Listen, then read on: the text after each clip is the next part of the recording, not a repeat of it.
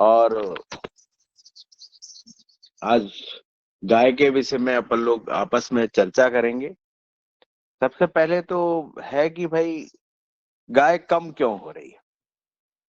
क्या आदमी में ऐसा है जो अपन लोग धीरे धीरे धीरे धीरे गाय को कम कर रहे हैं? और आज भी जो स्थान गाय का होना चाहिए वो नहीं है। आज वो स्थान बकरी पकड़ते जा रही है। आज बकरी कहीं आपको रोड पे नहीं मिली,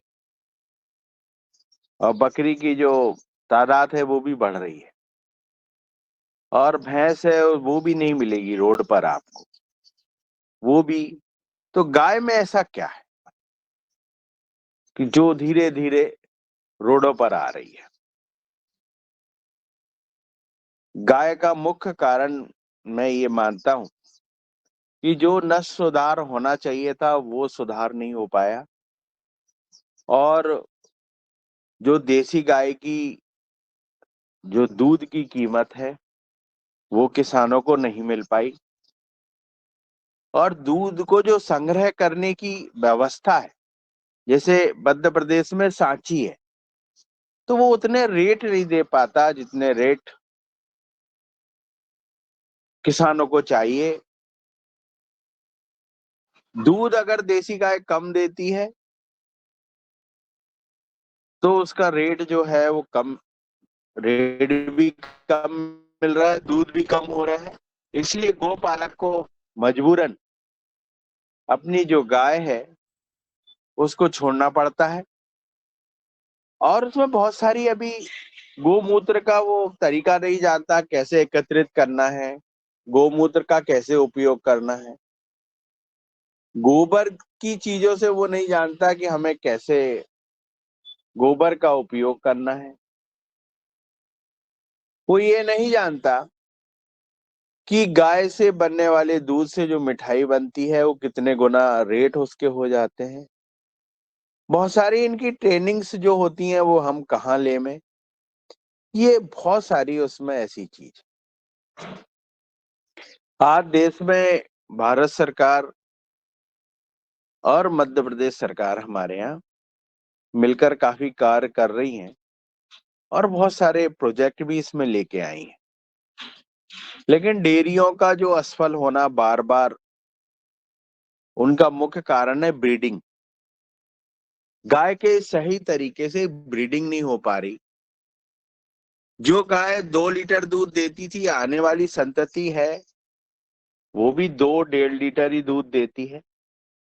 आज टेक्नोलॉजी इतनी बढ़ गई है कि दूध का जो उत्पादन है गाय से, जो आने वाली संतति है वो डबल की आ सकती, 2 लीटर की है तो वो 4 लीटर दूध की आ सकती है। तो उसका सही ढंग से जो ब्रिड होना चाहिए, वो नहीं हो पा रहा है। उसका उपयोग किसान नहीं ले पा रहा है और गोपालक नहीं ले पा रहे हैं। तो ये सारी चीजें जो है वो गाय से संबंधित जितनी भी हैं, ये बहुत महत्वपूर्ण है। और एक एक दो दो गाय जो रखते थे किसान लोग, धीरे धीरे अब गांव में भी पॉलीथिन से दूध जो है वो आने लगा है, और अब गांव का किसान भी वही पॉलीथिन की दूध उपयोग करने लगा है जो शहर के लोग कर रहे हैं। अब शहर और गांव में बहुत अंतर नहीं बचा खाने में। लगभग अगर अपन मान लें तो 70-30 का रेशो रह गया है। कुछ ही चीजें हैं जो गांव में अभी उत्पादित की जा रही है। आने वाले समय में गांव का भी शहरीकरण हो जाएगा। अब ये दूध इतना जो कम हो रहा है, और इतने तादाद में जो पकड़ाते हैं, जैसे कल ही मैं पढ़ रहा था कि एक यूपी में मावा की एक कंपनी पकड़ाई जिसमें 900 कुंटल मावा जो था वो केमिकल युक्त पकड़ाया।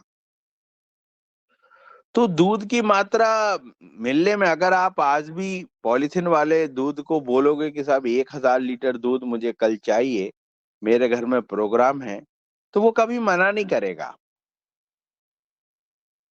तो ये इतना दूध कहाँ से आ रहा है, इतना घी कहाँ से आ रहा है, इतना मावा कहाँ से आ रहा है, इतनी मिठाइयां कहाँ से बन रही, जब गौ अंश कम होते जा रहा है।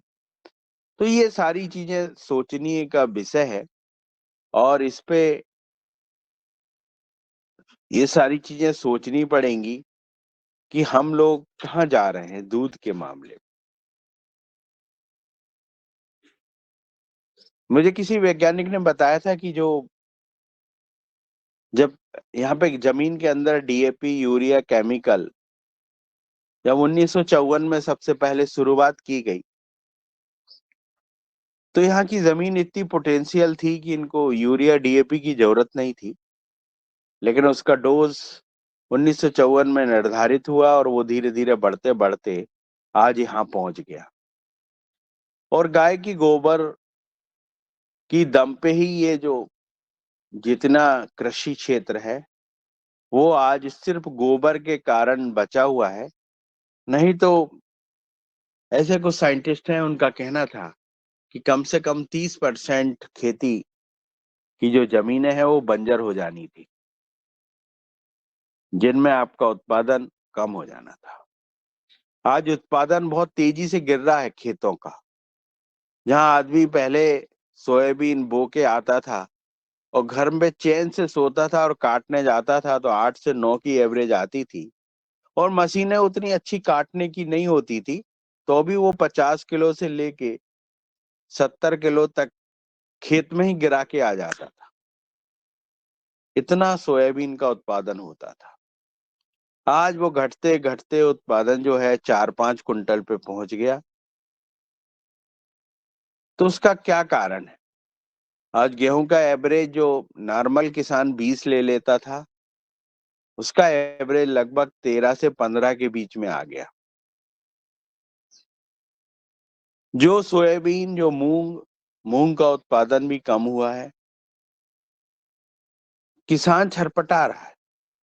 15 की एवरेज आ रहा है तो वो एक बोरी यूरिया और बढ़ा रहा है, आधी बोरी डीएपी बढ़ा रहा है। जहां गेहूं 40 किलो बोता था वो 1 कुंटल बोने लगा है। तो गोबर का जो मैनेजमेंट था, जो गौ माता का गोबर, उसका सही यूज नहीं हो पाया खेतों में।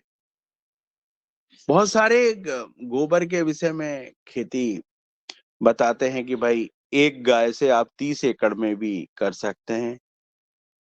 किसी ने कहा कि भाई आप 1 एकड़ की एक गाय अगर पाल लेते हैं तो आपको कोई भी डीएपी यूरिया की आवश्यकता नहीं होगी। बहुत सारे ऐसे जो गौ से जो गोबर से जो खेती की उर्वरा शक्ति बढ़ाई जा सकती थी, वो धीरे धीरे कम होने लगी। और अब गोबर ही नहीं रहेगा तो फिर तो आप सोचिए आपकी स्थिति क्या होने वाली है। और जो क्वालिटी आती थी, जो पहले का गेहूं था उसमें जो क्वालिटी आती थी और आज का गेहूं, एक बार हम लोग जब न्यूजीलैंड गए तो वहां के गेहूं का जब हमने प्रोटीन देखा तो वो लगभग 200 रुपए किलो बिक रहा था, लेकिन उसका प्रोटीन की जो मात्रा थी वो 23 थी। और हमारे यहाँ की जो गेहूं की में प्रोटीन की जो मात्रा है वो हमारी 9% है। यानी वहां की अगर आप एक चपाती खाते हो तो हमारे यहाँ की आपको 3 चपाती खाने पड़ेगी, जब उतनी ताकत आएगी। आज चपाती खाने के बाद डकार आना बंद हो गई है, क्योंकि उसमें उतना प्रोटीन, उतनी जो एक शक्ति होती थी वो नहीं मिल रही।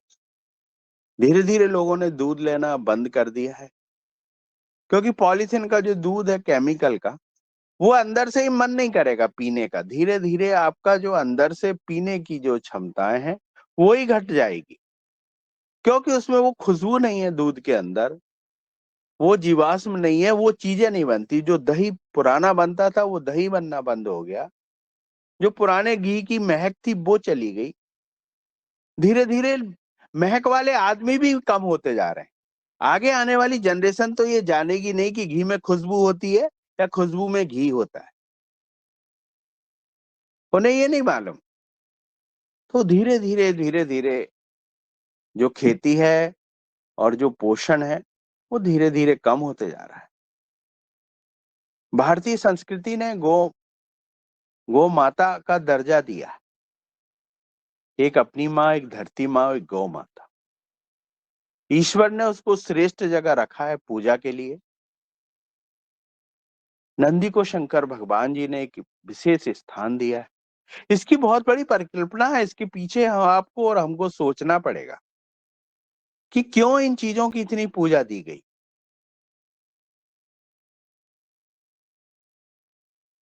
आज आदमी इन चीजों का महत्व धीरे धीरे कम समझते जा रहा है।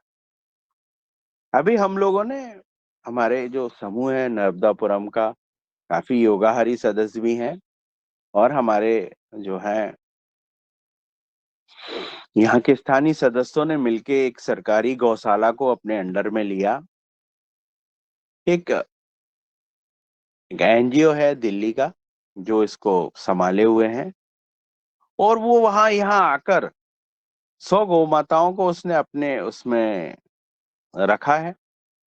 और वो बहुत सारे गोबर से बनने वाले प्रोडक्ट, उनका कहना है कि एक गाय से 2,000 रुपए महीने की आप इनकम कर सकते हो, वो दूध दे या ना दे। हम लोगों की भी जिज्ञासा हुई कि ये चीजें बहुत सुपर हैं, इसको समझना चाहिए। और अगर आप 50 गाय रख लेते हैं तो आपकी 1,00,000 रुपए महीने की इनकम होगी, और इससे ही बहुत बड़ा रोजगार निकलेगा। जो आदमी 10 से 5,000 की सर्विस ढूंढता है, वो अगर अपनी घर की 2 एकड़ जमीन में गौशाला खोल लेवे और 50 गौवंश रोड के अपने गौशाला में बांध लेवे, और उससे वो गोमूत्र और गोबर से बनाए हुए प्रोडक्टों को सीख जावे, उससे वो ब्रिक्स बनाना सीख जाए, पेंट बनाना सीख जाए, और बहुत उसमें खर्च नहीं है। वो चीजों को जब वो सीखेंगे तो हम लोग गौमूत्र के का जो उपयोग है खेती में और गोबर का, इसका जब उपयोग होगा और इसकी जब बेच आप गमले बना सकते हैं, गोकास्ट बना सकते हैं। मेरे यहाँ मेरी मिसेस कंचन वर्मा बहुत अच्छे गमले बना लेती हैं। इस बार उन्होंने जो तुलसी के पौधे लगाकर, एक उनका ये इटारसी में ग्रुप है तो उनको प्रेजेंट किए थे उन्होंने, बहुत अच्छे गमले बने थे। तो गौ माता गोबर के जो गमले हैं बहुत सुंदर बनते हैं। और हमने कि इस बार एक नई चीज देखी कि जो गोबर से बना हुआ गमला होता है उसमें पौधा बहुत तेजी से भागता है। ये बहुत पास का अनुभव है, मैं आपको बता रहा हूँ। तो वो उसमें इतनी तेजी से पौधा प्रोग्रेस किया, मुझे ये लगा कि अपन अगर उनको गिलकी, लौकी, करेला जो अपन लोग ठंड के बाद लगाने वाले हैं, अगर उसकी पौध को तैयार कर ले में अपन, और वो पौध को अपन गमले सहित खेत में स्थापित कर दे में, तो शायद बाजार में आप जो सब्जियां हैं वो 1 महीने पहले आप निकाल पाएंगे। और वो जो गमला से लगा हुआ पौधा खेत में, उससे जो उत्पादित हो रहा है, तो वो गोबर है गमला, वो धीरे धीरे धीरे गमले सहित जब आप लगा देते हो तो पेड़ डार्विन स्थिति में नहीं जाता। जैसे अपन अभी आज कोई पौधा को आप काटोगे पॉलीथीन से फिर लगाओगे तो वो 15-20 दिन उसको संभलने में लग जाते हैं वापिस। लेकिन ये गौ माता के गोबर में लगाए हुआ जो पौधा है वो वैसा की वैसा ही आप उसको स्थापित कर दीजिए, और आपने जैसे ही उसको स्थापित किया तो वो तुरंत ही दूसरे दिन से ही वो बेल चलने लग जाती है। आप देखिए ना कितना, जो अपने बुजुर्गों ने जिस चीज को संभाल के रखा था उसके विषय में उपयोग करके देखो आप। वो गमला जो है उसमें पौधे की जो प्रोग्रेस है इतनी अच्छी है कि दूसरे दिन से ही वो अपनी प्रोग्रेस करने लगा।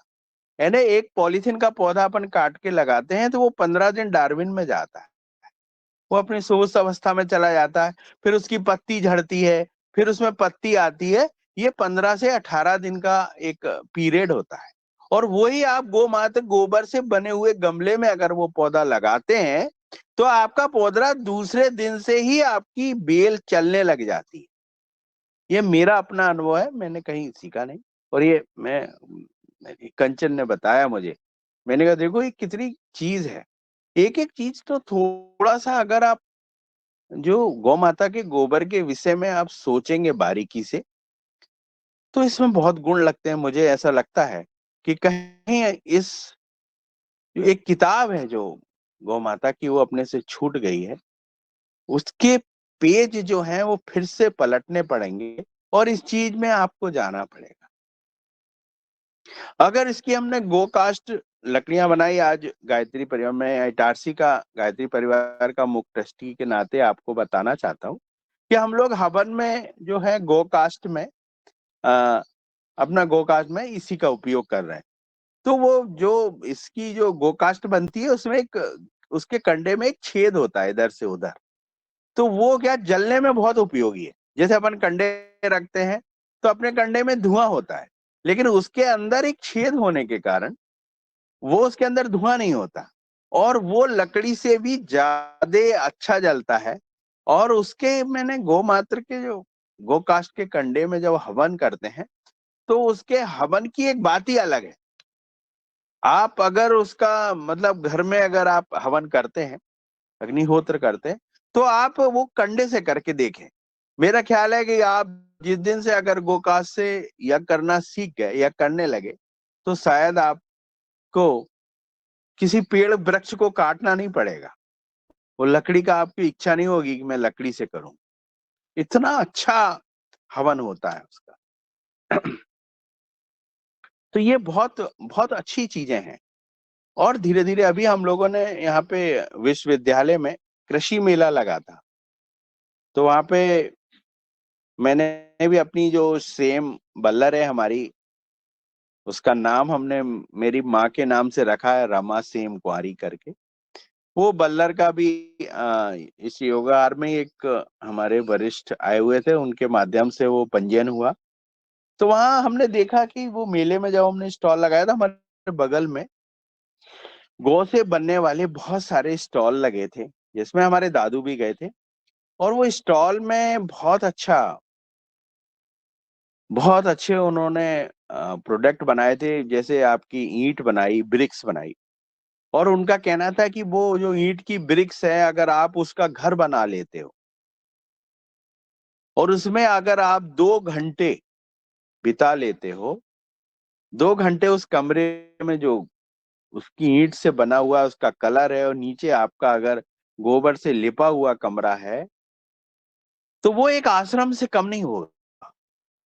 और उसकी बहुत सारी ऐसी चीजें हैं उसके अंदर जो आप उसमें अगर 2 घंटे आपने तो आपके अंदर की जितनी भी टॉक्सिन है, विषैली चीजें हैं, वो ऑटोमेटिक शरीर से निकल जाएगी।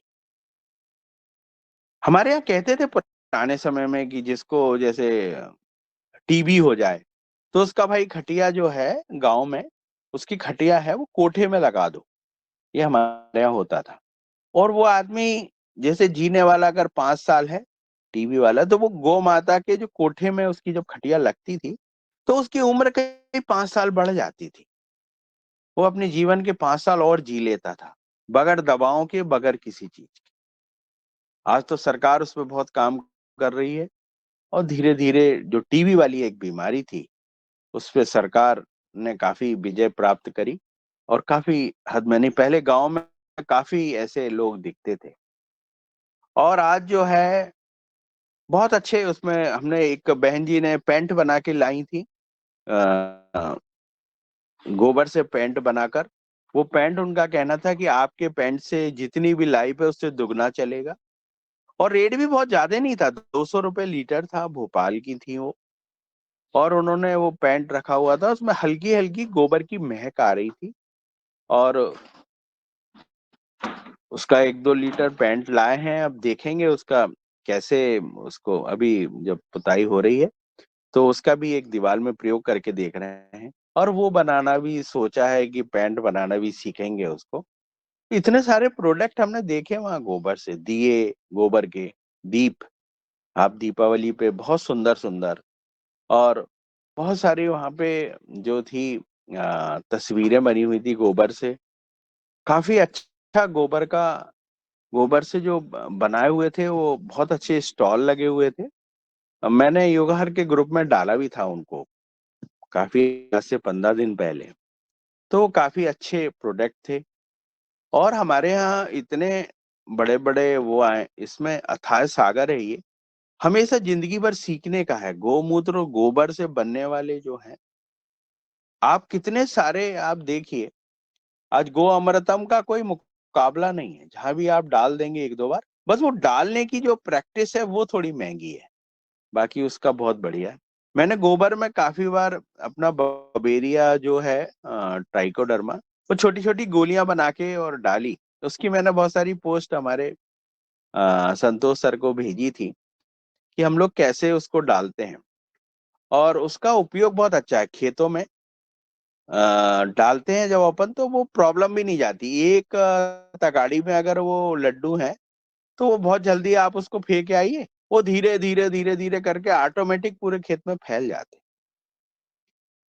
इस बार मैं बताना चाहता हूँ सदन में कि मेरी जो मक्का है, हम लोगों ने 70 एकड़ में मक्का थी, तो उसमें हम लोग गाय के पशु के लिए, गाय के लिए हम लोग लगभग 50 से 60 एकड़ में मक्का जो है, उससे हम लोग साइलेज बनाते हैं।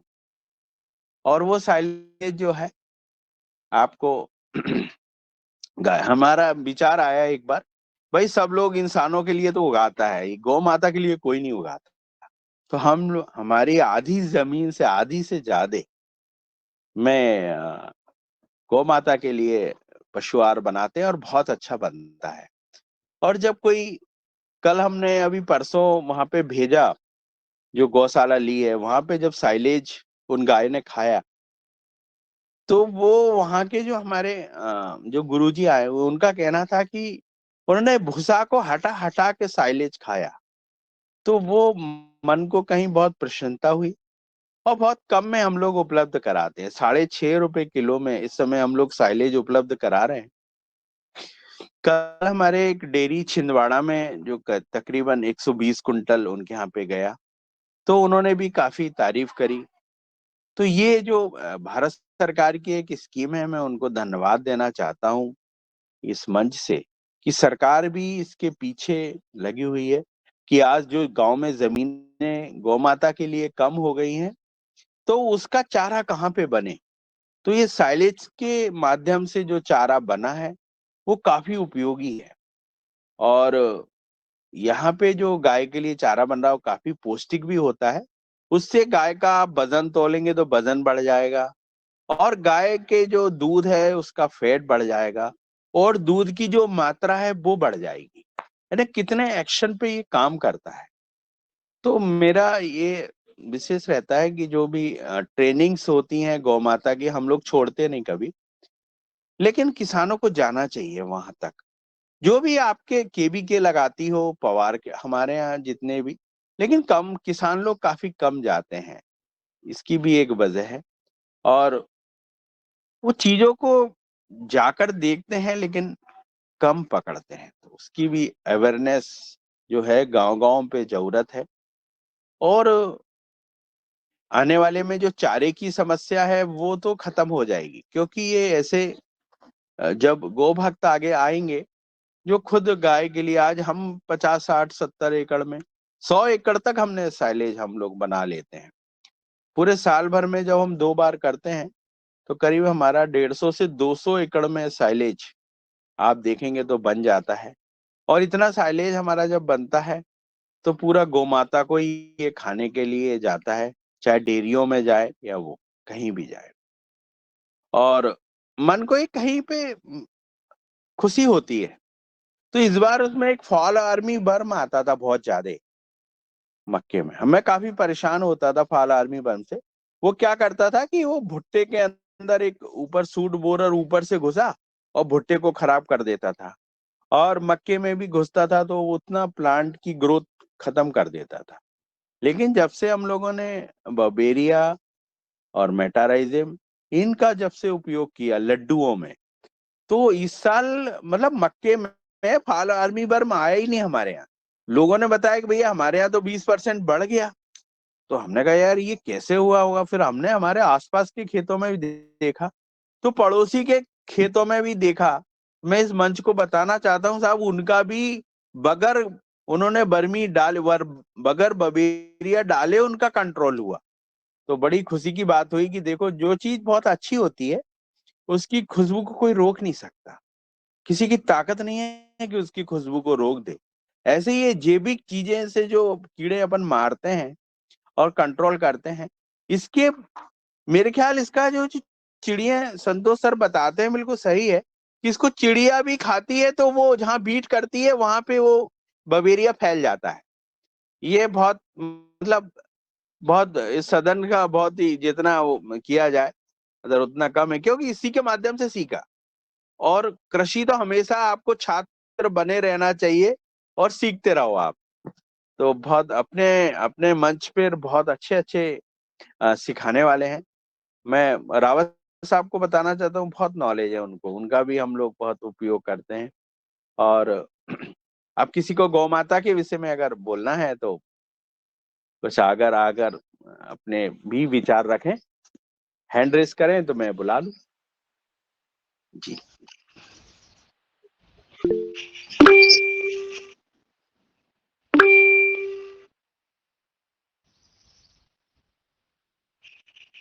बहुत अच्छा।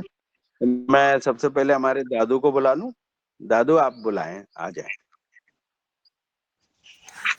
जी ओम सदन नमन। बहुत अच्छी चर्चा आदरणीय हमारे शरद भैया के द्वारा गाय के संबंध में बताई गई। गौ माताओं का चारा नहीं, किसी का 150 एकड़ हेलो, मक्का किसी का बोया माइक खुला है तो ज्वार से। बंद कर लें। तो अभी बहुत अच्छी चर्चा आदरणीय शरद भैया ने आप लोगों को बताई कि गो से क्या हो सकता है। और गो की महिमा तो बहुत जबरदस्त है ही। हमारे पुराण में, संस्कृति में उसके महत्व को, गोवर्धन की पूजा, ये सारी चीज़ें इसमें सम्मिलित की है। और दीपावली के बाद जो गोवर्धन बनती थी उसमें गोबर का बड़ा उपयोग होता था, और फिर वो गोबर को जो है खेतों में ही डाल दिया जाता था। तो इस तरह से दीपावली पर ये और होली पर हमारे मध्य प्रदेश में जो है छोटे छोटे बना करके, उसका नाम मैं भूल रहा हूँ, और माला बना करके सूखे हुए, और होली पर भी चढ़ाते थे, और अपनी जो खड़ाल, जो हमारे गेहूं की खड़ाल लगती थी, उस पर भी रखते थे कि इससे बरकत आती है। और फिर बाद में वो भी जो है खेतों में चली जाती थी। तो इस तरह से गौ माता के को भी हमारे त्योहार से जोड़ा गया, उस संस्कृति से जोड़ा गया।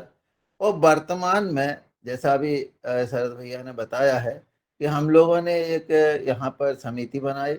उस समिति के माध्यम से यहाँ केसला में जो 100 गोवंश की जगह 85 गोवंश वहाँ है, परंतु हमने 200 गोवंश की स्वीकृति ली है।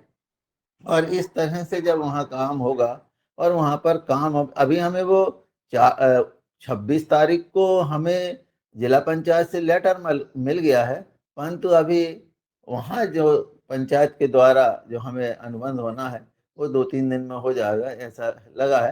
पर अभी हमें वो अनुबंध हुआ नहीं है। फिर भी हमारे जो साथी आकर के वहाँ रह रहे हैं, और वो गौशाला को उन्होंने संभाल लिया है।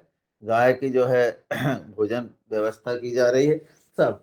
अब जो बात हो रही थी कि हमारी गाय की स्थिति ऐसी क्यों है, तो उसमें सबसे बड़ा जो कारण आ रहा है उनके भोजन का है, उनकी पौष्टिकता का है। जब तक उनके पर्याप्त भोजन नहीं मिलेगा, कोई कोई भी सजीव हो, चाहे मानव हो, पशु हो या पौधे हो, उनको जब तक पर्याप्त मात्रा में पौष्टिक भोजन नहीं मिलेगा तो उनमें वो क्षमता नहीं होगी कि वो रोगों से लड़ सके प्रकृति से, और अपनी जो संतति है उसको और अच्छा। आज ही मैं अभी एक यूट्यूब में देख रहा था कि चीनियों की लंबाई बढ़ रही है। जबकि अभी तक चीनी छोटे होते थे, और उन्होंने अपनी 2 संतति में वो लंबाई जो है कम से कम 2 से 4 इंच बढ़ा ली है। ये कैसी बढ़ी? तो उन्होंने उसका कारण जो बताया है, व्यायाम कर रहे हैं, साथ में जो है अच्छी डाइट ले रहे हैं, उसके कारण उनकी संतति की जो है ऊंचाई बढ़ रही। इसी तरह से हमारे यहाँ से गई गाय ब्राजील में, जो एक मतलब राजा के द्वारा गिफ्ट की गई गाय, वो उनकी दूध की क्षमता मतलब 20 से 25, हम माने औसत वो तो 40 लीटर कहते हैं, तो मान लो 20 भी हो गई है, आधी भी मान लें तो बहुत हो गई। जबकि हमारे यहाँ की गाय की क्षमता वो नहीं बढ़ी। उसका कारण भी क्या है? वही नस्ल सुधार और पौष्टिकता। अभी भावनगर में यदि आप जाके देखेंगे, एक नंदी की कीमत जो है 11 लाख से 25 लाख तक है। कारण, उन्होंने उसका पूरा इतिहास लिख के रखा है, इसकी माँ कौन है, इसका बाप कौन है, और ये किससे पैदा हुआ, और ये दूध कितना दे रहे थे। तो इस तरह से जब तक हम गौ माँ के दूध बढ़ाने की क्षमता और गोबर और गौमूत्र का पर्याप्त उपयोग नहीं करेंगे, तब तक जो गो का संवर्धन संरक्षण अच्छी तरह के से नहीं होगा, तब तक गाय माता जो है रोड पर ही दिखाई देगी, क्योंकि अर्थ के बिना सब व्यर्थ है। आज अर्थ की महत्ता है, अर्थ के माध्यम से ही ये सब चीजें बढ़ेगी। तो इस तरह से अभी हम जो शरद भैया ने कहा है, केवल 3 माह में जो है हम लोग कितना आगे उस गौशाला को कितना अच्छा कर सकते हैं, उसके लिए लगे हैं, आ रहे हैं, जा रहे हैं, उनके भोजन की व्यवस्था कर रहे हैं। अभी हमने उनकी खुराक में जो है साइलेज को जोड़ा है, जबकि शासन से पैसा नहीं मिला है।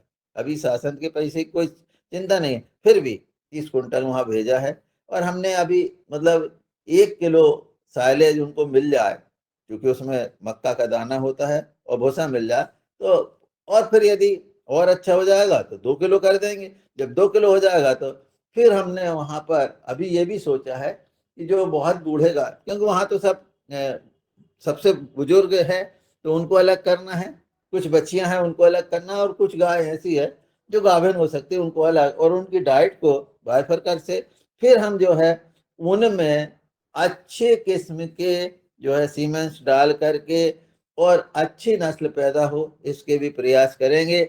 और अभी वर्तमान में हमने आदरणीय अशोक पटेल साहब से कहा है कि आप हमारे 5 बेड दे दें। जैसे ही वो बेड आएंगे, तत्काल जो है वहाँ बर्मी कंपोस्ट, क्योंकि वहाँ पर पुराना गोबर भी पड़ा है, तो उसका बर्मी कंपोस्ट में परिवर्तन करने का काम शुरू हो जाएगा। जैसे ही बेड आए वैसे ही लग जाएंगे और केचुआ उसमें डाल दी जाए।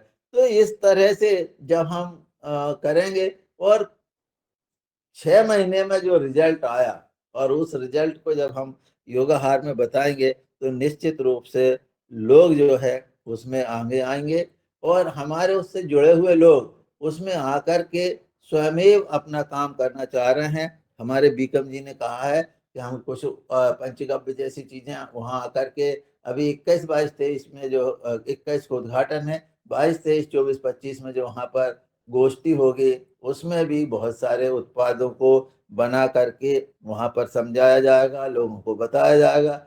इस तरह से पूरा काम गाय पर ही आधारित, और उससे कैसे हम अर्थ प्राप्त कर सकते हैं, इस पर चर्चा होगी। जी ओम। किसी का कोई प्रश्न हो तो वो आदरणीय शरद भैया या मेरे से पूछ सकें।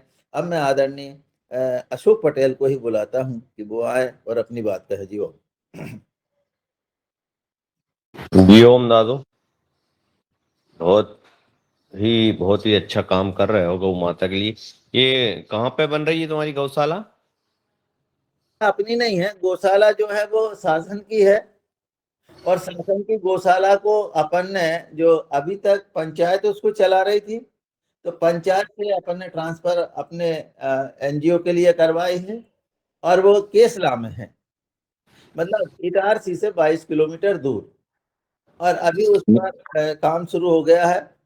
हमने कुछ बंदे बाहर से भी, जो उनके खुद के अपने बेटे हैं, वो जो एनजीओ, जिस एनजीओ ने लिया है, आदरणीय जीवन दर्पण एनजीओ का नाम है, और वो अपने उनके बेटे को भी, अच्छा जो लोग आए हैं वो अपनी नौकरी छोड़ के आए, ये भी हम आपको बताएं।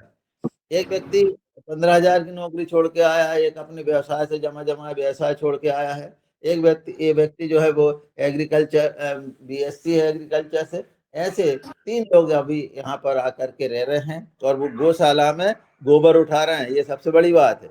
जिन्होंने गोबर को कभी छुआ नहीं, गोबर कभी देखा नहीं, वो सब वहाँ काम कर रहे हैं और उन्होंने उसको चुनौती ली। हमने इसको चुनौती के रूप में स्वीकार किया है। हमारा उद्देश्य है कि इस गौशाला से एक गाय से 2,000 रुपये सूखी गाय से कैसे हम प्राप्त कर सकते हैं और उससे ज्यादा कैसे प्राप्त कर सकते हैं, इस पर काम वहां हो रहा जी। हो ये पथमेड़ा में शायद बने सिंह जी इसमें जुड़े हुए होंगे। तो पथमेड़ा जी के संत भी एक बार यहाँ आए थे, अभी 8-10 रोज पहले मेरे से मिले थे वो। उन्हें नंबर भी दे के गए मेरे को। जी और उन्होंने उन्होंने भी बोला है कि कोई गौशाला में ऐसा कुछ भी कोई करना हो, कुछ काम करना हो तो वो हमसे संपर्क करें। नंबर दे गए थे, सिवनी मालवा में मिले थे। जी उन्होंने एक दवाई भी दी थी, लंपी आजकल हो रही ना, लंपी की ये बीमारी, उसके लिए उन्होंने ड्राप दे के गए थे। वो अचानक ही मिल गए थे मेरे को सिवनी मालवा में। जी तो जी उनसे भेंट वार्ता हुई थी। तो आंवली घाट गए थे वो। पथमेड़ा के जो संत है, पथमेड़ा में बहुत बड़ी जो जी गौशाला जी चल जी रही है, जी। तो वो मिले उनकी थे कि? उनकी जानकारी है सर। पर अभी वो जो है जैसे गो महाकुंभ हुआ, वहां पर क्या है, बहुत ज्यादा दान आ रहा है और दान से वो संचालित हो रही है। बने सिंह जी ने ही हमको, हम लोगों को जिनसे हम जुड़े हैं, बने सिंह जी ने ही हमें जोड़ा और उनके माध्यम से बने सिंह जी वहाँ काम कर रहे हैं, वहाँ सहयोग कर रहे हैं। ये बात बहुत सही है। पर हमारे जो गुरुजी है उनका कहना है हम किसी से दान नहीं लेंगे। हम इस गौशाला को अपने दम पर जो शासन से जो अनुदान मिल रहा उसी को लेकर के और उसके माध्यम से इसे आगे बढ़ाएंगे। हमें दान की जरूरत नहीं है, ऐसा उनका कहना है जियो।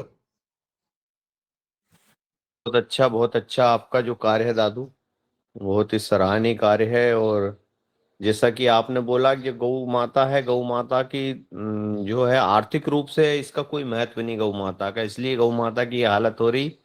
आज से 20 साल पहले अगर कोई गौ माता गुम जाती थी तो शाम को चूल्हा नहीं जलता था, और अब तो गाय दर दर भटक रही है।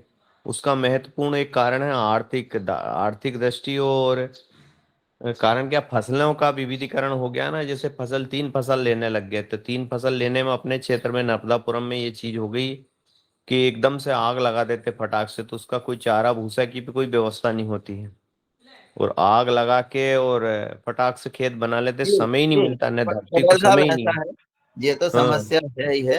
कोई हम्म। सज्जन कोई प्रश्न इससे संबंधित पूछना चाहें या आप भी प्रश्न पूछ लें तो अपन जो है जी जी। और लोगों को भी मौका दे दें और वो प्रश्न का उत्तर से कोई और चीज निकल जाए जी। हो नहीं, तो इसमें अभी आपने कोई उत्पाद बनाना चालू किया क्या उसमें? बस आपने जैसे ही वो 5 भेजे और वो शुरू हो जाए। अभी अभी 4 दिन पहले तो हम लोग यहाँ पहुंचे हैं।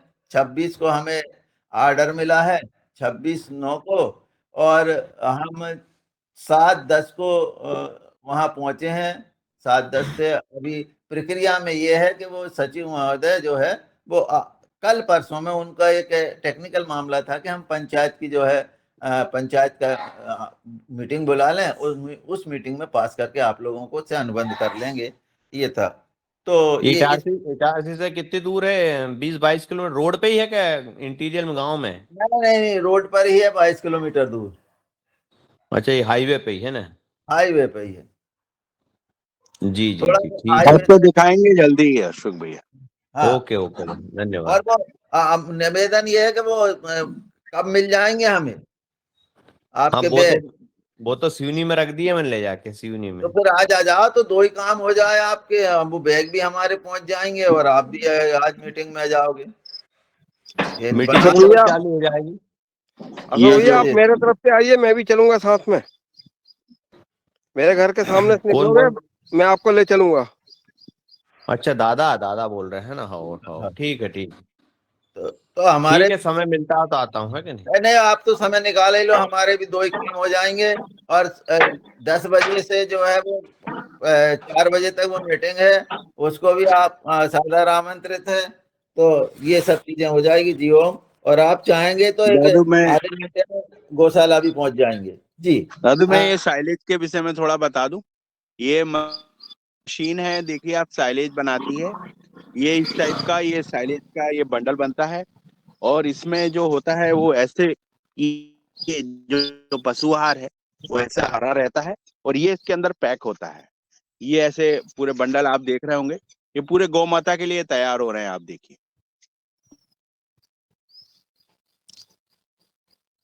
ये सारे बंडल,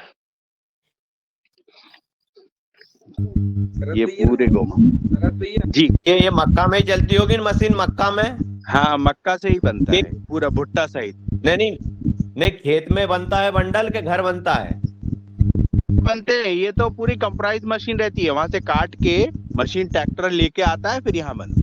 ये जो ट्रॉलियां हैं बड़ी बड़ी आपको दिख रही हैं, ये सब देखिए मक्का कट के आई हुई है, ये अभी कट के और भुट्टे सहित ये आई है। और ये भरा के जितनी ट्रॉली खड़ी है, ये सारी बस अब बनने के लिए आई है। जैसे ये 9 बजे प्लांट चालू हो जाएगा तो ये बनने लग जाएगी।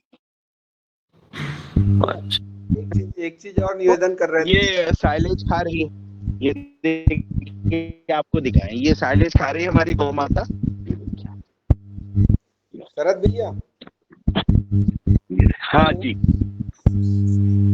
हाँ जी, एक और थोड़ा सा बढ़ा सकते हैं आप इसमें, उसका भी प्लांट बना सकते हैं, पशु बनाने।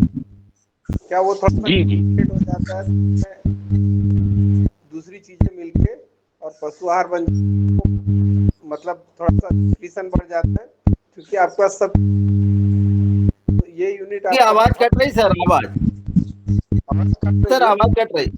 आवाज कट रहा है थोड़ा। मैं ये कह रहा था कि उसके साथ साइलेज के साथ पशु आहार बनाने का भी एक वो लिया, ये संयंत्र, तो वो आपका काम बड़ा हो जाएगा। तो एक बड़ी तो सर उसकी इंडस्ट्री, भेजिए आप, वो तो हम देखेंगे। हाँ थोड़ा मैं देख को बताता हूँ, क्योंकि ये यहाँ पे इसमें भंडारण गोंदिया में किसान इसी से अपना बना रहे, तो अभी आप ये अभी आप देखेंगे, ये 10,000 कुंटल गाय के लिए साइलेज बन के तैयार है। ये देखिए आप, ये पूरे बंडल है वैसे, ये पूरे गाय के लिए है। और ये उनका शुद्ध मक्के सहित है, आपको बताएं। ये 10,000 कुंटल जो है वो गाय के लिए तैयार हो गया है, बहुत सारी गौशालाओं में अब जाएगा। और ये देखिए, मैंने सोचा कि भाई भोजन जो गाय का है वो भोजन कम के कारण ही ये लोग गाय जो है रोड पे छोड़ रहे हैं। तो मेरा विचार गया कि सबसे पहले गौ माता के लिए भोजन बनाया जाए, और हम लोग ये साइलेज बना रहे हैं। देखिए आपका पशु आहार ये आप सारा कहाँ आप दे दर्शन पाएंगे? जी ओम भैया, शरद भैया, ओम सदन को नमन।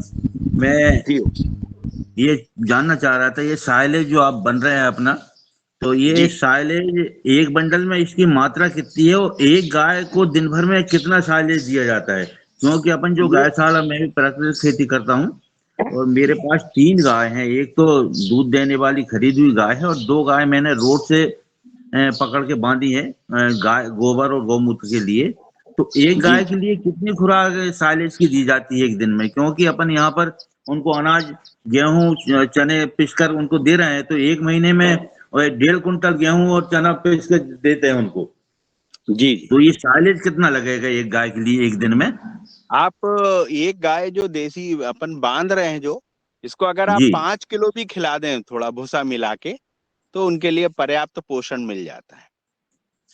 एक जी। अब टाइम में उसमें 5 आटा, किलो यानी दोनों टाइम में 10 किलो आपको खिलाना पड़ेगा। जी जी, उसमें आटा तो मिलाने वो की जरूरत आपकी, नहीं रहती? नहीं नहीं नहीं नहीं, इसमें ऑलरेडी जो दूध पे मक्का होती है, तो वो मक्के का जो भुट्टा इसके अंदर जब पिसता है, तो वो दूध पूरा पूरा की पूरा भुट्टे के अंदर से जो अपने दाने होते हैं वो पूरा दूध छोड़ता है, पूरा ये साइलेज के अंदर पूरा मिल जाता है। जी जी भैया। ये अभी आप कोई देखना चाहे तो इस समय मशीन चल रही है, और आप साइलेज प्लांट पे आके देख सकते हैं कि कैसे गाय के लिए भोजन बनता है।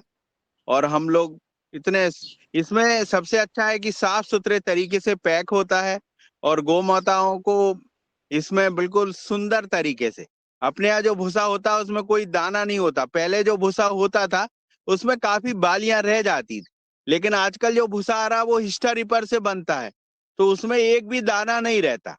ये इसमें पूरा पेड़ के साथ जो भुट्टा है आपका, जो भुट्टा आपका आधा किलो है, वो पूरा 1 किलो का भुट्टा जो है पूरा इसमें मिक्स है, और उसका पूरा दूध जो मिक्स हो गया है। तो इसके कारण ये जो साइलेज है आपको, ये बहुत बढ़िया रहता है। वंदे गौ रत्न वात्सल्य सर। गरबा जी कोई है, उनका हैंड रेज है, तो वो आए और कोई प्रश्न करें। रत्न गरबा जी। जी हाँ जी, वंदे गौ वात्सल्य आप सभी को। जी मैं माया हुई के रत्नगर्भा की फाउंडर सीईओ। हमारा रत्नगर्भा सॉल्यूशन प्रोड्यूसर कंपनी है, जो एक एफपीसी है, हमारा किसानों का समूह करके हमने एफपीसी बनाया। और इसी के बैनर तले चूंकि हमको गौ आधारित खेती को किसानों तक पहुंचाना था, तो श्री शुरभी गौ तीर्थ के नाम से हमारी एक छोटी सी गौशाला है, जिसको हम अभी संचालित कर रहे हैं। स्वयं हमारी गौशाला हमने बनाई हुई है। जी दान दी हुई, छोड़ी हुई बाहर घूमने वाली गौ माताओं को, बीमार गौ माताओं को भी हमने रखा हुआ है अपनी गौशाला में। 30 गौ माताएं हैं, छोटी बड़ी पकड़ के। हम थोड़ा जी परेशान थे इस वजह से कि हमारी गौ माताएं जो हमने लाए हैं वो काफी दुबली और बीमार और कमजोर है। हम उनको चारा, दवाई, अभी तक का हमने उनको कम से कम 70 से 80 हजार की दवाइयां करवा चुके हैं, लेकिन उनका जो सेहत है उसमें सुधार नहीं आ पा रहा है। पेट में वर्मी, डॉक्टर बोलते हैं कि वर्मी हो गए। हमने कई बार उनको डीवर्मी करवा चुके हैं, 3 बार डीवर्मी हो चुकी है। वो दवाइयां भी दे रहे हैं, खाना भी दे रहे हैं। पर मुझे ऐसा लगता है, जैसे भाई साहब ने बताया कि साइलेज अगर हमें मिल जाए, यहाँ बालाघाट में कहीं पर भी साइलेज अवेलेबल नहीं है। मैंने काफी ढूंढा। जी जी बीगम चौहान जी को भी मैंने बताया था कि कहीं पे अगर इसकी व्यवस्था हो तो हम उनसे मंगवा लेंगे। तो कृपया अगर आप नंबर हमें भेज दे, या कैसे आएगा यहाँ तक, वाराणसी तक, हमारे ट्रांसपोर्ट से आएगा या आपके ट्रांसपोर्ट से आएगा, और कितना हमें 30 गौ माताओं के लिए इनिशिएट स्टेज पे कितना मंगवाना पड़ेगा, तो बहुत कृपा होंगी जी जी आपकी। बहुत अच्छा बहन जी, और आपका जो विचार है बहुत अच्छा है। हम चाहते हैं कि ऐसे अगर बहनें हमारी आगे आ जाएंगी तो ये गौ माता रह नहीं सकती, क्योंकि बहनें जो ठान लेती हैं वो करके मानती हैं। मैं आपको प्रणाम करता हूँ, और आप मेरा नंबर नोट कर लें, या सदन में आप कहीं से भी, वहाँ पे हमारी कल्पना बहन जी हैं, अगर आप उनके संपर्क में हैं तो वो यहाँ पे आई हुई हैं प्लांट में, पहले भी बालाघाट से ही हैं जी कल्पना बहन जी। भाई साहब, तो ये आप प्लांट कहाँ पर है? ये इटारसी के पास है, और जो इटारसी है नर्मदापुरम जो जिला है हमारा, इसके पास ही है प्लांट। तो मेरा मोबाइल नंबर अगर आप चाहें तो नोट कर लें, या कल्पना बहन जी से आपका संपर्क है या नहीं है तो बता दो भैया, जी मेरा नंबर नोट कर या लें। डाल देंगे। जी कल्पना बहन जी बोलिए। जी जी दीदी से संपर्क करेंगे। आप नंबर तो दे दीजिए, अभी संपर्क करेंगे हम। मैं, हम दे देते हैं 9300 77 2537।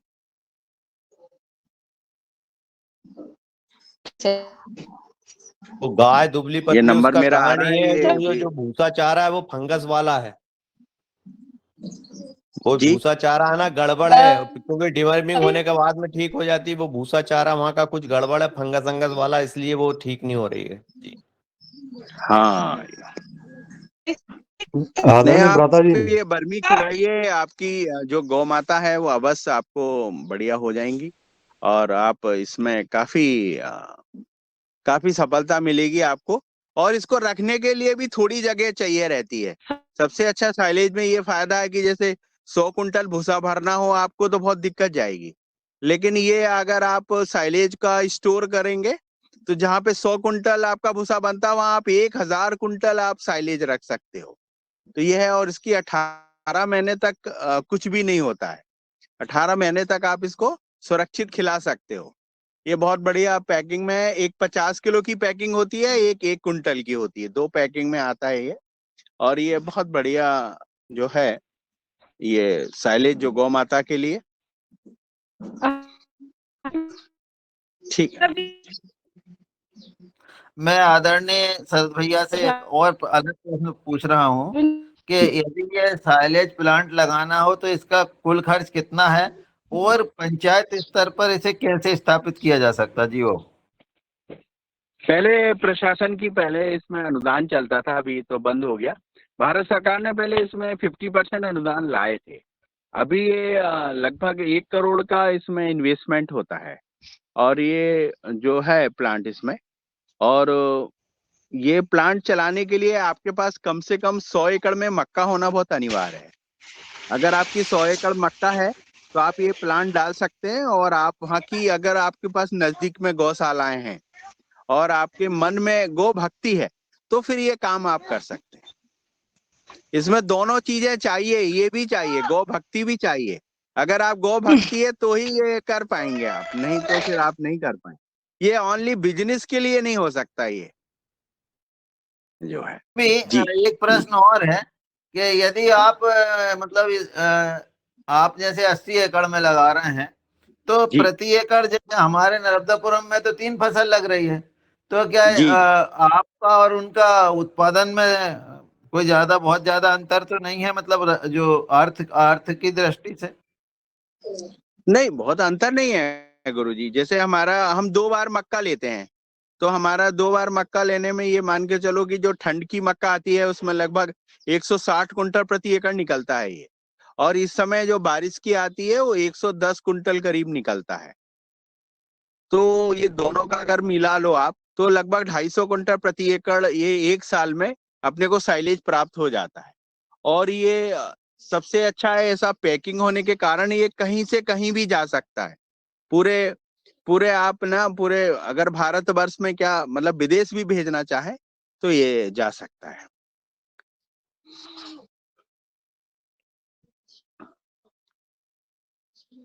पर इसमें यह है कि साइलेज बनाने वाले में भक्ति होना जरूरी है। अगर आप लोग, बहुत ज्यादा इनकम नहीं है इसमें जितना अपन इनकम सोचते, लेकिन ऐसा नहीं है, आपके गेहूं सोयाबीन से ज्यादा पैसा मिल जाएगा, ये गारंटी है। और आपको केमिकल छोड़ने में भी ये मदद करेगा। जी, बहुत आदरणीय सारे हैंड रेस हो रहे हैं दादू, बुला लो सबको फटाफट। आदरणीय डॉक्टर किशोर दुबे जी। धन्यवाद जी। बहुत अच्छी चर्चा चल रही है। और शुरू में शरद भैया ने जो बात रखी कि गाय से जब तक किसानों के पास में इनकम नहीं आएगा तब तक गाय उसके पास में बचेगी नहीं, कम होती जाएगी और वो अपने पास रखेगा नहीं। तो गाय से इनकम आने के रास्ते एक तो दूध के जरिए, गोमूत्र के जरिए, गोबर के जरिए, इसके जरिए आते हैं। अब ये सब चर्चाएं इस मंच पे कई बार हुई है, बाहर में भी हम कई बार सुनते रहे। तो कुछ बुनियादी सवाल मन में आते हैं, और वो सवाल इसलिए मैं मंच पे साझा करता हूँ क्योंकि पहले तो विचार मन में आना चाहिए, बाद में वो कागज पे आता और बाद में एग्जीक्यूशन होता और उसके सॉल्यूशंस ढूंढे जाते हैं, खोज होती है। कुछ बुनियादी सवाल है, जैसा कि गोबर से पेंट बनता, ये करीबन मैंने 20 साल के पहले सुना। अब 20 साल यानी बहुत छोटा पीरियड नहीं है। अभी तो 4-5 साल में तो कई जगह पे सुना है और देखा है, लेकिन इसके बावजूद उसका प्रचार प्रसार जिस मात्रा में होना चाहिए वो क्यों नहीं हुआ, इसके कारण हमको ढूंढने पड़ेंगे। दूसरा, देवलापार जैसी संस्था जिससे मैं 40-50 साल से परिचित हूँ, वहां पे गोमूत्र से कई प्रोडक्ट बनाए जाते हैं और वहां पे अनुसंधान हुआ है। लेकिन इसके बावजूद ऐसी संस्थाओं का जो एक संख्या है बढ़नी चाहिए या उसका प्रोडक्शन बढ़ना चाहिए, जन जन तक पहुंचना चाहिए, वो नहीं पहुंचा तो उसमें क्या दिक्कतें हैं, यह भी सोचने का विषय है। जिसमें कुछ अड़चने हैं तो उस अड़चनों को यदि हम दूर कर सके तो निश्चित रूप से ये कहूंगा। तीसरा एक है कि जैसा अभी इससे अलग अलग प्रोडक्ट बनाए जाते हैं, कंडे बनाए जाते हैं गोबर से। तो वैसा ही एक प्रोजेक्ट हमारे वर्धा में चल रहा है, जो अभी 2-4 दिन में शायद शुरू हो जाएगा। पीछे भी एक बार बोला था कि गोबर से, गाय के गोबर से करीबन प्रोम प्रोम प्रोम बनाने का, कि प्रोम डायरेक्ट बनेगा। किसानों से गोबर लिया जाएगा मोल में, और उससे फैक्ट्री लगा के उससे प्रोम बनेगा। तो इस तरह से अलग अलग यदि जो चीजें हम यदि बना सके, तो निश्चित रूप से किसानों के पास में पैसा आएगा। किसानों के पास में, आखिर किसान की यदि हम बात सोचते हैं, तो पहले 50 साल के पहले का किसान और आज का किसान, उसके खर्चे में बहुत डिफरेंस हो गया है।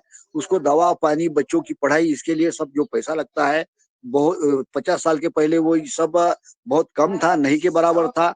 आज वो बहुत ज्यादा है। तो निश्चित रूप से किसानों की आय जो है, वो आय किसी भी माध्यम से बढ़े। साइलेज जैसी जो व्यवस्थाएं शरद जी कर रहे हैं, बहुत अच्छी पहल है। ऐसे भी अलग अलग जिलों में, अलग अलग एरिया में अगर ऐसे प्लांट्स बढ़ते हैं, तो निश्चित ये होंगे। मैं समय ज्यादा न लेते हुए यही बोलूंगा कि जो उसमें रिसर्च हुआ है, वो रिसर्च के बाद में ट्रेनिंग और एक्सटेंशन और कस्टमर से उसकी एक्सेप्टेबिलिटी होनी चाहिए थी, वो जो नहीं हो पाई है। तो उसकी क्या वजह है, उन कारणों की यदि तलाश करके उनको यदि दूर किया गया, तो निश्चित रूप से गोमाता भी बढ़ेंगी, और गोमाता के जो प्रोडक्ट्स है, दूध जैसी भी प्रोडक्ट्स, वो भी बढ़ेंगे। एक छोटा सी बात कह के मैं समाप्त करूंगा। हमारे वर्धा में गोरख भंडार करके एक संस्था है, जिसको करीबन 70-80 साल हो गए हैं। वो स्वयं चलित, जैसी कोऑपरेटिव लेवल की है, कि गाय का ही दूध लेते हैं और खुद के गोरख भंडार के ब्रांडिंग से वो बेचते हैं। 50-60 साल से उनका ब्रांड बना है कि किसानों से लेते और अपने यहाँ पे इकट्ठा करते, और फिर वो उससे दूध, मावा, पेड़ा जो भी बनाना वो भी बढ़ाते, और दूध भी कस्टमर्स को बेचते। उनके ताले लगे रहते, उसमें कोई मिलावट ना होना चाहिए।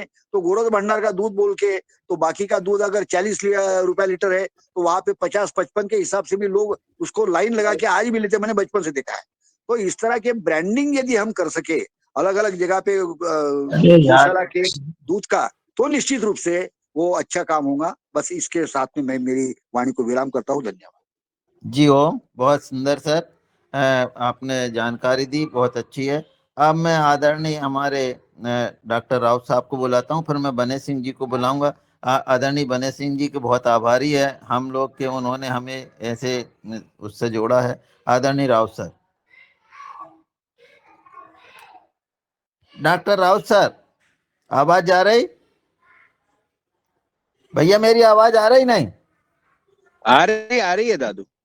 अच्छा, तो फिर अभी डॉक्टर साहब से कहीं सुन नहीं पा रहा है। बने सिंह जी। जी, सदन को कोटि कोटि नमन। मेरा तो क्वेश्चन ये है कि आपके जो गुरुजी है गौशाला निर्माण कर रहे हैं, उनसे बोलो ना कि बने सिंह के संपर्क में 10,000 गौशाला अभी रेडी करवाना है इसी वर्ष। तो क्या तैयारी करेंगे इतने बड़े स्तर पे? और सुनिए भैया, सुनो बने सिंह जी जी, ये जो प्रश्न है ये उनसे ही आप कर लेंगे, हम आपकी उनसे बात करवा देंगे, है ना। वो जी आपने ही हमें जोड़ा है उनसे, और उनके कॉन्सेप्ट पे हम यहाँ काम कर रहे हैं। कितने सफल होते, कितने असफल होते, ये बात की बात है, पर काम शुरू हुआ है, इतना हम कह रहे हैं। और उनका जो सोच है वो अलग तरह का है, और अपना सोच अलग तरह का। इसलिए अपन जो बात कर रहे हैं, बड़ी गौशाला इतनी ले लेंगे, अभी एक आदमी कैसे करेगा? वो तो स्थानीय व्यक्ति आए, यदि हम लोग उनके साथ नहीं जोड़ते तो वो यहाँ आ ही नहीं सकते थे। आप यदि वहां लोगों को तैयार कर रहे हैं, हर गांव में जहां भी गौशाला, वहां लोगों को तैयार कर दो। 4-4, 5-5 लोग उन्हें मिल जाएंगे, वो यहाँ उनको केसला ले आओ, केसला में प्रशिक्षण हो जाएगा। हर गांव में गौशाला लेने को तैयार, वो पूरे देश की गौशाला लेने को तैयार है, पर व्यक्ति वहीं के होना चाहिए। व्यक्ति वो ला करके नहीं देंगे कि दिल्ली से ला दें कि कहीं से ला के करें। तो जहाँ ट्रेनिंग शुरू हो रही है, 3 दिन उन्हें समझाया जाएगा कि भैया आपको कैसे करना, और आप जाके अपने अपने करो, सब गौशाला ले। इसके लिए वो बहुत तैयार है, और आपने जो कहा वो निश्चित रूप से पूरे जितनी गौशाला आप देंगे सब ले लेंगे जी। वो उनके बिहाफ हम जी कह रहे हैं। जी, मेरा एक और सदन से सभी लोगों से निवेदन है कि अपना गौ माता के इलाज के लिए दवा देवी फाउंडेशन है जो पथमड़ा से संचालित है, और उसमें सभी को सदस्य बनाया जा रहा है। तो वो जो दवाई गौ माता के कोई भी बीमारी हो उसके इलाज के लिए जो दवाई होती है वो फ्री में आती है, और डॉक्टर वगैरह आते हैं इलाज करके जाते हैं गौ माता का। या अपने क्षेत्र में अगर कोई सेंटर अपन खोलना चाहते हैं तो वहाँ पे खोल भी देते हैं। और उसमें 1 करोड़ किसान परिवार में 1 करोड़ तो जेंट्स और 1 करोड़ लेडीज की सदस्यता अभियान है। 2 करोड़ जिस दिन पूरा हो जाएगा उसी दिन गौ माता को राष्ट्रमाता बनाने के लिए सभी को अनशन पे आह्वान किया जाएगा, ऐसा उनकी योजना चल रही है। तो सब अधिक से अधिक संख्या में उनकी सदस्यता ग्रहण करने का अभियान सभी चलाएं। जी आदरणीय, 2 करोड़ नहीं 10 करोड़ भी हो जाएंगे तो गो हत्या बंद नहीं होनी है, ये सोच लो। ये आपके जो कहना है नहीं वो बहुत सरल है, इतने दिन से सन कब से चल रही है और वो नहीं हो पा रहे, उसके अलग कारण है, अंतर्राष्ट्रीय कारण है, राष्ट्रीय कारण है, और उससे अब अपन नहीं पढ़े। हम तो केवल ये कहें कि आप अपने यहाँ के 50, एक गांव में मान लो 50 गो गाय है, उन्हें ही तो बचा लो, तो फिर कहाँ से जाएगी? वो तो हम बचा नहीं रहे और 2 करोड़ और 4 करोड़ की बात कर रहे हैं, वो कैसे संभव है बताइए? ये पूरा सदन इस बात पे सोच ले। हम कह रहे हैं कि जैसे केसला में जो 80 गाय मिली है उन्हें हम बचा रहे हैं, आपके आसपास जितनी गौशाला उन्हें बचा लो, 5-5 लोग तैयार करो और उससे उन्हें पैसा मिलेगा। ये भी नहीं है कि वो वैसे ही, मतलब हम 3 महीना में वो प्रकल्प यहाँ शुरू कर रहे हैं, आप 3 महीना रोको, 3 महीना बाद, और यदि हम भी फेल हो गए तो फिर हम भी छोड़ देंगे। ये ऐसी बात है ना जी। ओम, अब आदरणीय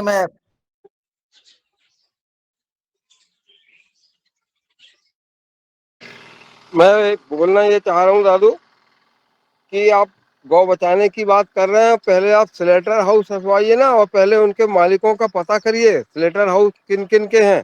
स्लेटर हाउस मुसलमानों के नहीं है, ज्यादातर हिंदुओं के हैं। सर वो बात छोड़ दो, अभी अपन उसमें नहीं पड़े, वो अपने हाथ की बात नहीं है, जो अपने हाथ की बात है वो अपन करो। हमारा निवेदन ये है कि अपन तो स्थानीय स्तर पर जो कर सकते वो करें, स्लेटर हाउस वो जो हो रहा है वो सही। सबसे बड़ी बात है कि हमें अपने आप को बचाना है, तो अपने आप के लिए गाय अपने खुद 2 गाय बचा लो, 4 गाय खुद बचा लो एक आदमी, तो अपने आप गाय बच जाएगी। बस जी।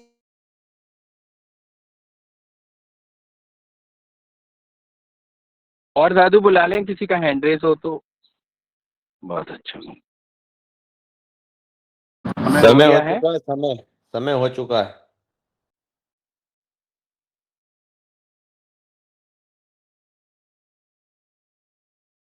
ये देखिए बहुत अच्छी हमारी जो गाय है बढ़िया खुजली करवा रही है, और इसको बहुत अच्छा लगता है कि सुबह अगर कोई इस पे फेर दे। और गाय पे हाथ फेरने से मुझे लगता है कि कहीं ना कहीं कुछ ऊर्जा मिलती है, और बहुत अच्छा। अगर में आ गया सके तो आप भी हमेशा हाथ फेरें। मेरा मानना है कि एक गौ माता जरूर अपने घर में बांधे और उसपे ना सुबह अपने हाथों से उसको खिला के और उसपे हाथ फेरे। बस इतना ही गुजारिश। समय हो गया है, मैं अजीत कुमार सिन्हा जी को सादर आमंत्रित करता हूँ। दादू 2 मिनट, दादू अच्छा ले सकते हो?